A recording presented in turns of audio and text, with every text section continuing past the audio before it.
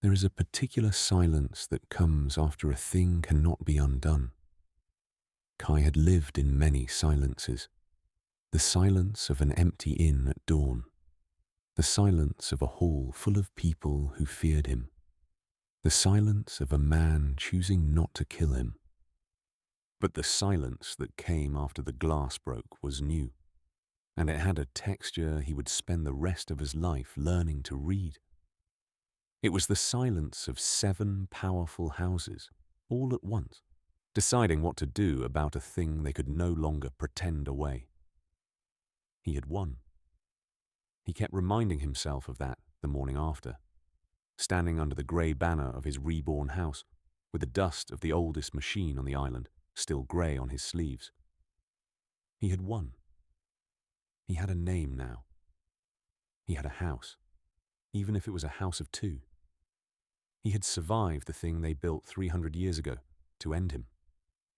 What no one had told Kai, what no one ever tells the one who wins, is that victory does not end the game. It only tells everyone else how dangerous you are. And on an island of people who had spent 3 centuries teaching themselves to fear exactly one thing, being known as dangerous was not a shield. It was a sentence, waiting to be read. Lord Sale did not sleep the night the glass broke. He did not try. By the grey hour before dawn, he was already at his desk in the high white room, and he was not brooding. Because Sale did not brood. Brooding was for men who had not yet decided what to do. Sale had decided. He was writing letters. He wrote to House Saith, the Blood, whose head owed the White House 3 old debts and a marriage that had never been collected. He wrote to House Vesh, the Chime, whose influence over the minds of lesser men made them invaluable, and whose loyalty had always been for sale to the highest fear. He wrote to the 2 lesser crowns, Gaul and Oran, who would follow whichever way the wind of power blew and could be counted upon to blow with it now. He did not write to Varn. Thrace could not be written to. She could only be bargained with, and that would come later, in person, where he could watch her face. He did not write to Moran. One did not write to Moran. One simply assumed Moran was already reading the letter over your shoulder and priced one's words accordingly. Each letter said, in the particular language of the crowns, which is to say, in words that committed the writer to nothing and the reader to everything, the same thing. The 8th house has returned. The thing our grandfathers buried is awake, and it has a face, and the face is a boy. We feared it for 300 years. We were right to. And a danger that cannot be erased must instead be contained, by all of us, together, or it will end each of us, alone. He sealed the last letter with white wax and sat back and looked at the candle on his desk, the small, honest flame of it, and thought about how easily, now, somewhere across the island, a boy could reach out and make it simply cease to be. It was not hatred that moved Sale. That was the thing the boy would never understand, the thing that made Sale so much more dangerous than hatred ever could be. Sale did not hate Kai. Sale had looked into the dust of his family's great machine and felt something almost like grief. And under the grief, cold and clear as well water, the old certainty his family had carried for 3 centuries. A house that can unmake anything will, in the end, unmake everything. He had been right about that for 300 years. He saw no reason the boy's survival should make him wrong. Sigil rang the small bell on his desk. A servant came. "Summon the council," Sigil said. "All who will come. We have a great deal to decide, and very little time in which to decide it." The servant hesitated. "My lord, on what grounds do we convene? The boy has broken no law. The duel was lawful. The reading was..." The servant stopped, because the reading had not gone the way it was meant to, and there was no lawful word for what had happened in that hall. On the grounds, Sigil said quietly, that the law was written by men who never imagined him. We are not convening to punish a crime. You simple creature. We are convening to right the crime that fits the criminal. He turned back to his letters. Go. Kai held his first council of war in a hall that had stood empty for 300 years, and his entire government attended. There were 3 of them. Wren sat on the long table itself, where the dust had been cleared, swinging one boot, her grey Moran colours stripped of their housepin now, an exile's grey, the same cloth with the meaning cut out of it. Det stood by the cold hearth, round-faced and earnest, and visibly trying not to look as frightened as he was, holding a ledger he had appointed himself to keep, because someone, he had said, had to write down what a house owned, and House Ash owned almost nothing, which made the ledger short, but no less important. And Kai stood under the banner. So, Wren said, let's take stock. On the one side, the 7 richest, oldest, most powerful houses on the island, who have spent 300 years learning to be afraid of exactly what you are, and who now know you're real. She tilted her head. On the other side, a boy, an exile, a steward with a notebook, and a dead house full of furniture. She smiled, and it was the old sharp smile, but there was something underneath it that had not been there in the tower on the first night, something that had been put there by everything since. I like our chances, truly. I've never felt safer. You're not helping, Date said. I'm not trying to help, Date. I'm trying to be accurate. It's a Moran failing. She slid off the table. Accuracy first. Comfort never. Kai let them talk. He had learned over the long months that Wren needed to say the worst thing aloud before she could begin working on it, the way some people had to look directly at a wound before they could bind it. He had learned a great deal about the people who had chosen him. It was, he had come to understand, the only real wealth his house possessed. Not the dead furniture, not the banner, but the 2 people who had decided, against all sense, to stand in an empty hall with him while 7 crowns sharpened their knives. They won't come for me with magic, Kai said. Wren stopped. Date looked up from his ledger. That's what I worked out last night, when I couldn't sleep. Kai turned from the banner. I kept waiting for it. An attack. Assassins. Something I could unmake. And it didn't come, and I couldn't understand why. And then I did. He looked at them. They saw what I did to the glass. They know that anything they throw at me, I can take apart. Magic is the one weapon I'm safe from, so they won't use it. They'll use the thing I have no defense against. Which is, Det said slowly. The law, said Wren very quietly, and the smile was gone now. He's right. Gods, he's right. They'll do it the way Sale always does it, lawfully, deniably, so that when you're gone, every single one of them can say their hands were clean, because all they ever did was follow the rules. She pushed a hand through her hair.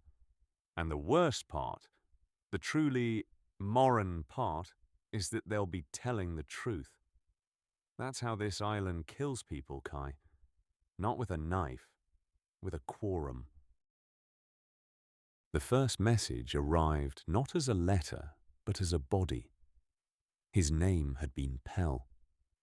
He had been a no-crown, one of the handful of houseless students who swept the corridors and carried the trays, and lived, as Det and Kai had once lived, in the margins of the great house's attention. He had been one of the few who, after the glass broke, had come quietly to the West Wing and offered Kai his loyalty, not for any grand reason, but because he was no crown. And Kai was the first lord in 300 years who had been no crown too, and that meant something to the people with nothing. They found him at the bottom of the sea stair. The fall, the keeper of the watch recorded, had plainly been an accident.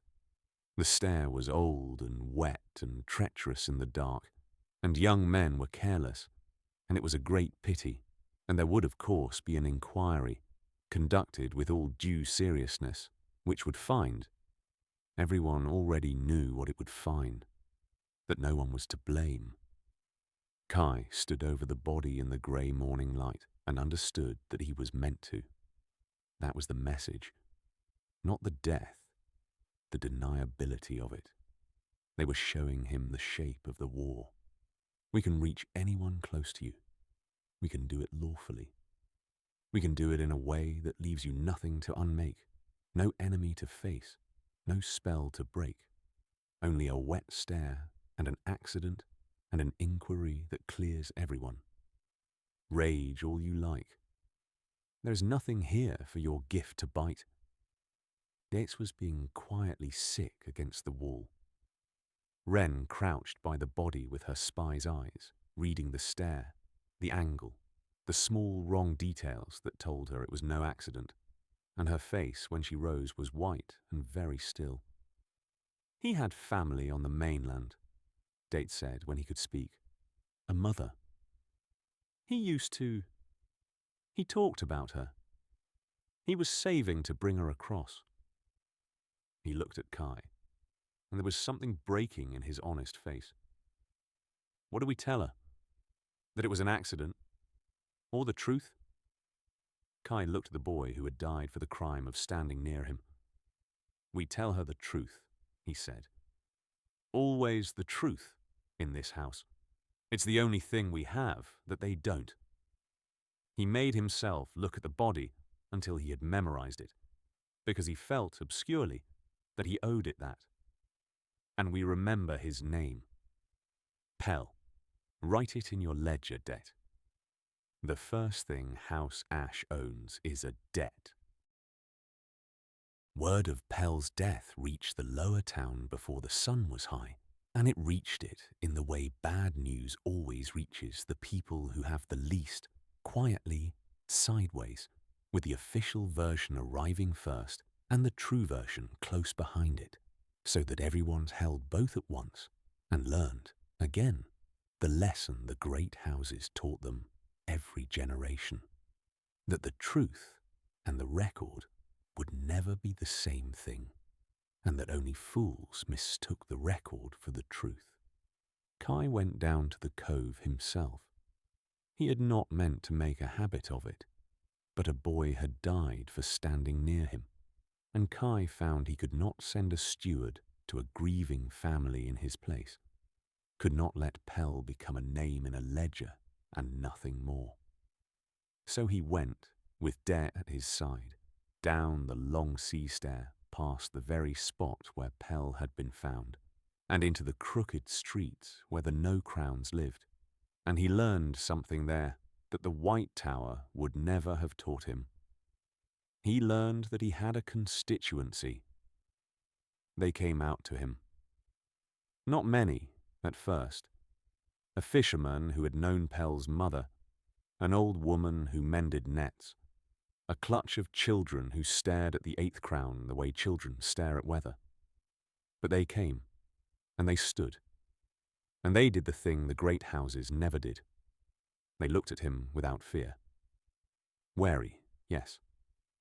Grieving, yes. But not afraid. Because the no-crowns had spent their whole lives being the people that power happened to. And here at last was a power that had been one of them, that had swept the same floors, carried the same trays, lived at the same margins, and risen. They killed him to frighten you, the old net mender said. She did not phrase it as a question. The stair. We all know the stair. 40 years I've climbed it and never fallen. And a boy at 19 with good knees goes down it in the dark the very week he stands with you. She looked at Kai with eyes like wet stones. They think it frightens you. And it does. I can see it does. You're young yet, and your face shows everything. But you should know what it does down here, my lord, because they never think about down here. She leaned closer. It doesn't frighten us. It makes us angry. We've had 300 years of accidents on stairs. You're the first lord in all that time who came down to the cove to grieve one of us by name, so they can keep their accidents. We'll keep counting them. And one day, the counting will matter. It was the first time anyone had called him my lord, and meant it as loyalty rather than mockery or fear. Kai carried that down the rest of the crooked streets, and it steadied something in him that the death had shaken loose. They're not wrong, you know, Date said quietly as they climbed back toward the fortress. The houses think the lower town is furniture. Background. People who carry things. He was not smiling, which was rare for detective. But there are more of us than there are of them. A great deal more. The houses have never had to think about that, because we've never given them a reason to. We've never had anyone to give it to. He glanced at Kai. You should be careful with that, Kai. Not because it's dangerous to you. Because it's the most dangerous thing you have, and you don't know it yet. And Sale will work it out long before you do. The 7 houses can out-magic you, and outlaw you, and out-scheme you. But they can't outnumber you. Not if the cove ever decides you're theirs. He looked back down at the town in the grey light. Pell knew that. I think that's why he came to you. Not for a grand reason. Just because for once one of us got to be the lord instead of the swept floor. Don't waste it. It's the realest thing your house owns. The Council of Crowns convened that afternoon, and Kai was not invited, which was itself a kind of message, because the thing they were convening to decide was him. He learned what happened in that room the way he learned most things now, through Wren, who could not walk through the front door of her old life anymore, but who still knew every backstair and listening gallery in a fortress where she had spent her whole childhood learning exactly such things.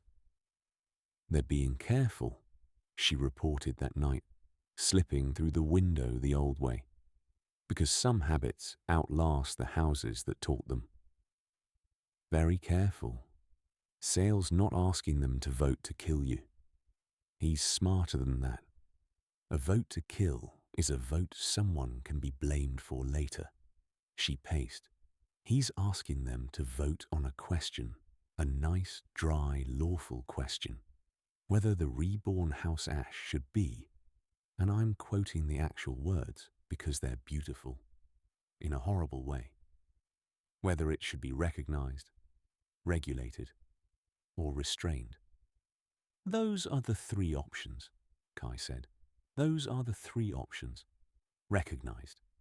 They let your house stand as an equal, with a seat on the council. Regulated. They let it stand, but bound by rules only your house has to follow. A leash dressed as a law. Restrained. She stopped. Restrained, Kai said. Restrained means they decide, lawfully, by quorum, with everyone's hands clean, that the 8th house is too dangerous to be permitted to exist, and they end it. Again.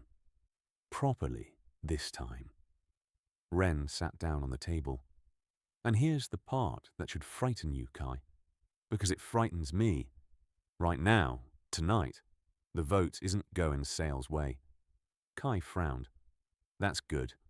No, Wren said.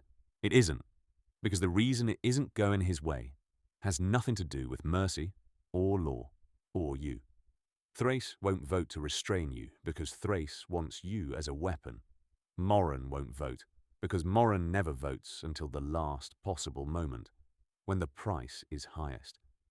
And so, the council is deadlocked, 3 ways, and a deadlocked council can't act. She looked at him.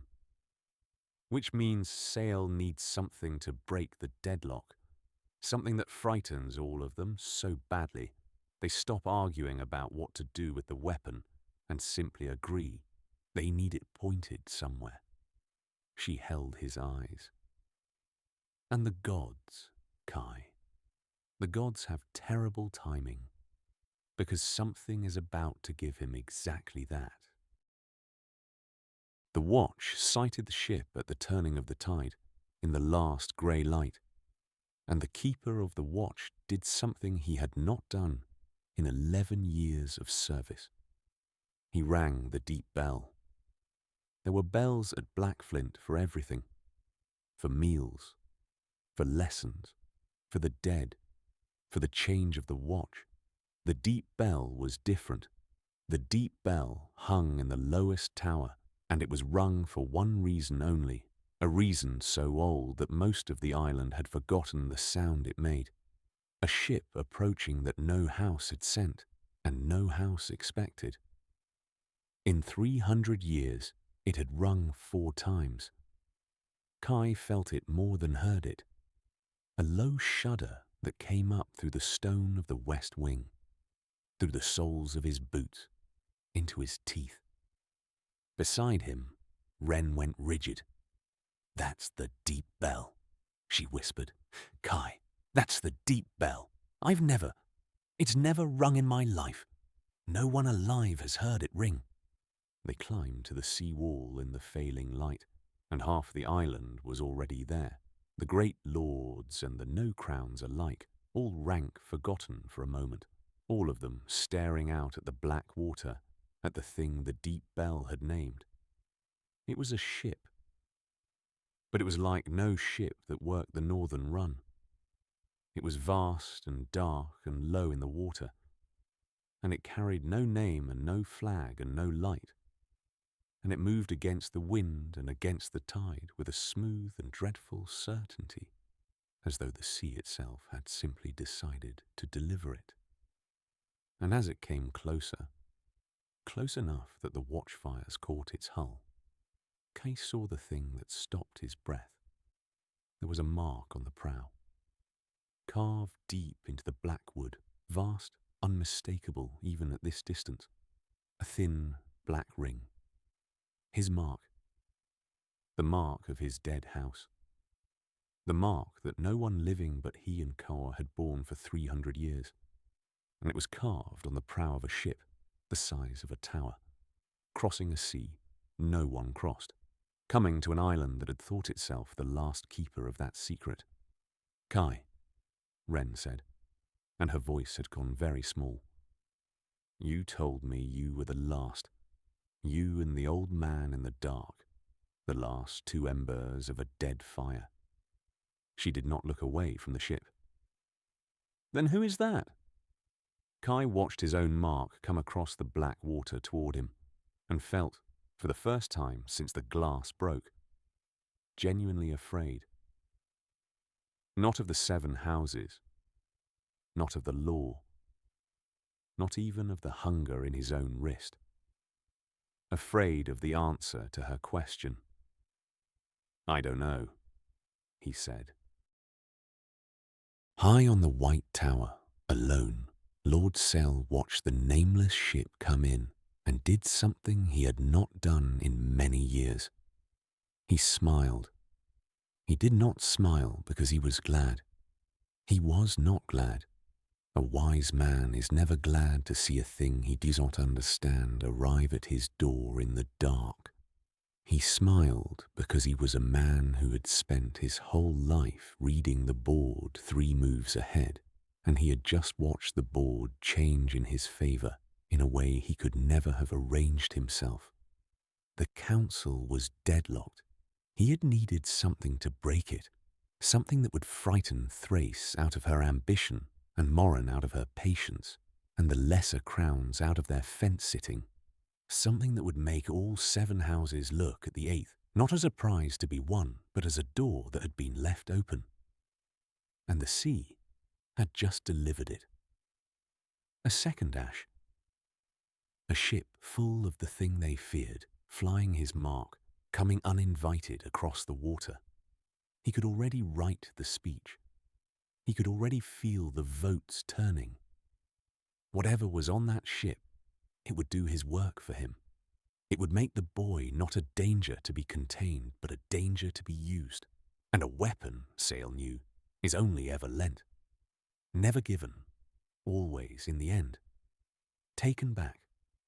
Welcome, Sale said softly, to the dark and the ship and the boy somewhere below on the seawall, staring at his own mark coming home. Whatever you are, you could not have come at a better time. He turned from the window to go and wake the council, and to begin, with great care and a clean conscience and the patience of 300 years, to build the cage. That was Sigil and Ash, Episode 11, The Crowded Dawn. Season 2 has begun. The story continues in Episode 12. The Envoy. Subscribe to follow Kai's story.